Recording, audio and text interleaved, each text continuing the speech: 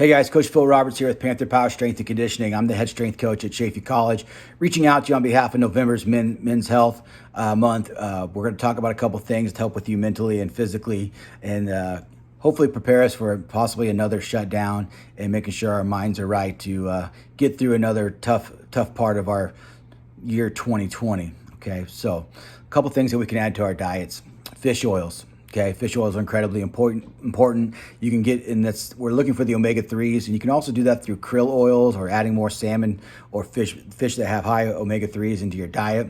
A multivitamin is incredibly important because we probably don't get as much nutrition from our foods as we should. Add plenty of water. Add fruits and vegetables if you can. If not, add some sort of a fiber supplement. Our digestion is a big deal for us.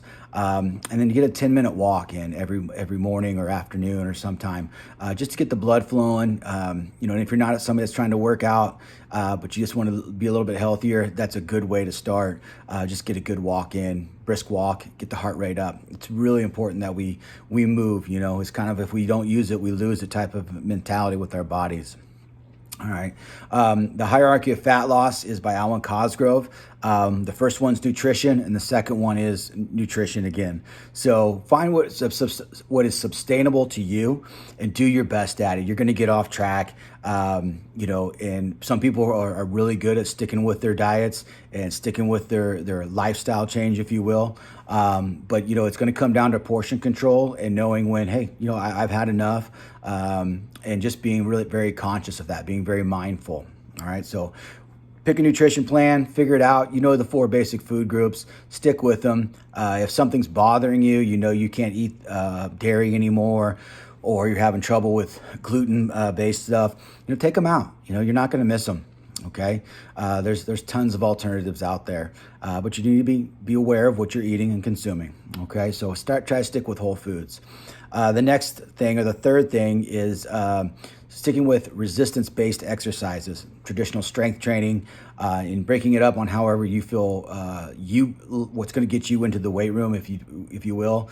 If you don't have a weight room, finding some way to do something resistive, whether that's with body weight and tempos and stuff like that. But our biggest outcome of this type of exercise is we want muscle mass, which is going to burn calories at rest. Okay, so we want to try to get the muscles bigger. The fourth part of this is exercise that burn calories and elevate metabolism through intensity. So HIIT training, sprint intervals, bike intervals, combat ropes, circuits, whatever you can come up with, to where it's not like we're lifting a weight, but we're trying to get that heart rate up through some very physical activities. Okay. And then low intensity calorie burning exercises. So things that are very similar to walking, a nice easy jog, going for a bike ride, a hike, something that's recreational, surfing, skiing, something where we're enjoying our time and we're just burning some calories that aren't part of our traditional routine. It's kind of the cherry on top to all the hard work that we've put in. Okay. And the last thing is men. The thing that I want to talk about is testosterone.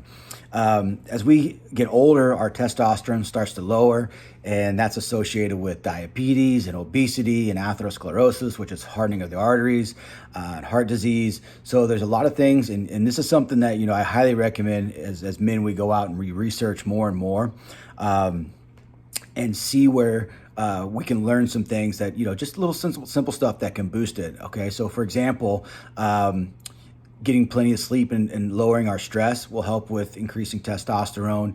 Lifting weights helps with increasing testosterone. Red meat can help with increasing testosterone. And just being aggressive with the things that we're doing, being assertive. There's very simple things that we can do that will increase our testosterone. And I say aggressive, just being assertive.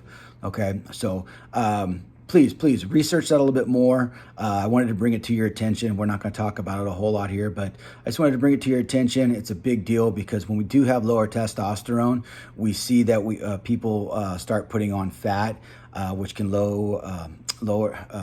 put us into a situation where we have a bit of depression, and as this possible lockdown's coming on, there may be a little bit more alcohol consumption, which we can lower testosterone.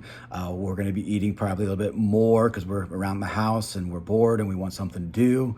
If you're like me, we got into cooking different stuff, and it was rough. It was rough. And we've finally pulled ourselves out of it, and we're doing a better job as a family. But, I think you need to be aware that a lot of us are going through the same things. And as men, our mental health is incredibly important. And I think if we can look at our testosterone, look at some of the things I asked you to add to your diet, and look at the hierarchy of fat loss, I think you'll have a better chance of success going through this possible next lockdown. So I wish you guys the best. Reach out to me with any questions on my Panther Power Strength and Conditioning Instagram site. And I hope you guys are all well. Thanks. Bye.